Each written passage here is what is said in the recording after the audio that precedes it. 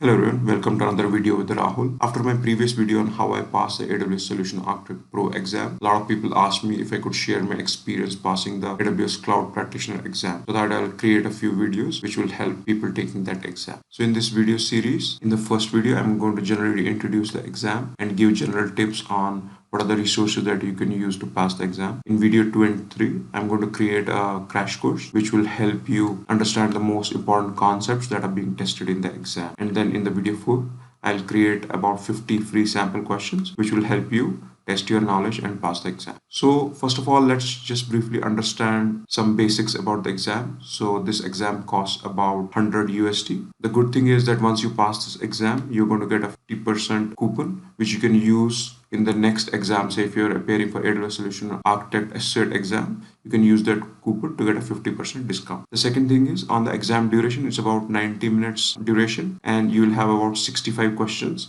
and most of the questions are pretty direct. Okay, so before you start preparing for the exam, you need to understand the scope of the exam. So where do you get the scope of the exam? Let me just show you.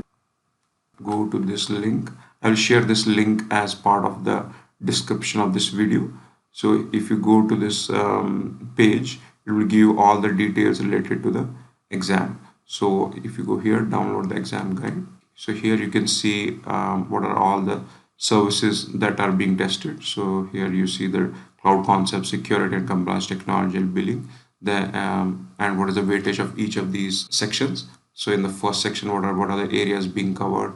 Then in the security compliance, what are the services being covered? So it will give you a description of all that you need to know to pass the exam. So now the next thing is, what are the kind of courses that you can use? I personally like Stefan Marek, his course on Udemy, but it's a paid course. So if your enterprise has subscribed to Udemy Business, maybe it's free for you. If not, then you might have to pay for it. The other course that I hear a lot about is this one, the AWS Certified Cloud Practitioner Certification course on freecodecamp.org. It has like more than 5.28 million subscribers on YouTube. I haven't personally tested, but I've heard a lot of good feedback. The good thing about this is it's free, so you can test this course out, and if you feel good, then you can use this. So I'll share the link of this course as well. Okay, so the third thing you can do is you can look at AWS Cloud Practitioner Essentials. It's a good course. It gives you an overview of the exam. So just let me quickly show you.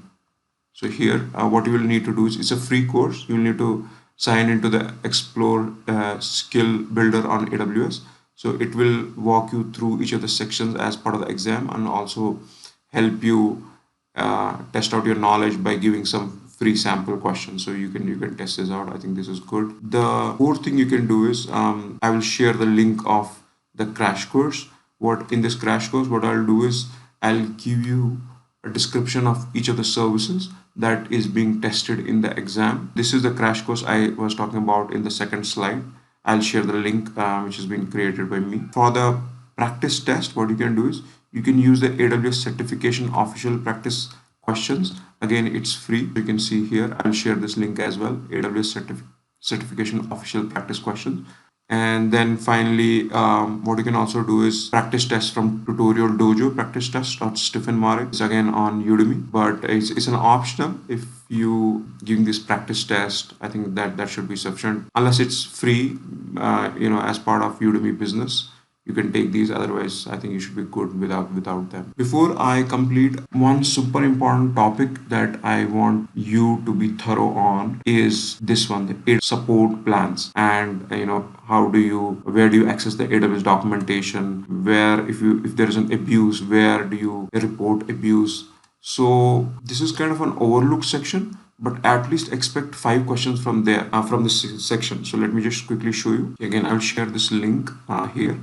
Let me just quickly show you. So when you open this link, this is where you get.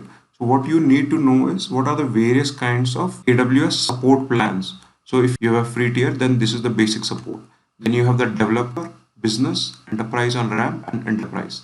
And these are the various parameters. So you need to know all these things on what kind of plan, AWS support plan, what are the services being offered. This is super important. So you will definitely get 2 to 3 questions on this. And as I said, the other thing is you need to know where you get the technical account manager, where will you report the abuse, which site or email, what is AWS marketplace.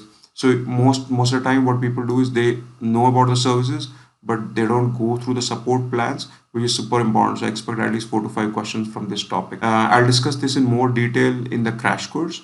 So if you're interested, please look at the crash course. Just a couple of sample questions that I have to help you understand how what kind of questions you can expect on this area. So here's one. So what is the recommended AWS support plan if you have business or mission critical workload? So these are all the support plans.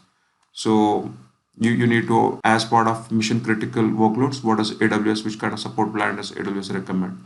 Then designated technical account manager, which support plan would you get a dedicated technical account manager? So for mission critical workloads, you need the enterprise support plan, and you get a designated technical account manager as part of the enterprise support plan. So if you see here, this is what if you read here, recommended if you have business or mission critical workload. So that's enterprise.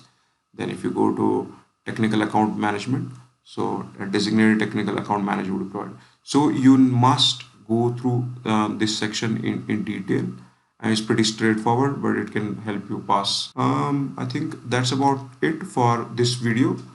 Please like and subscribe if you like this video.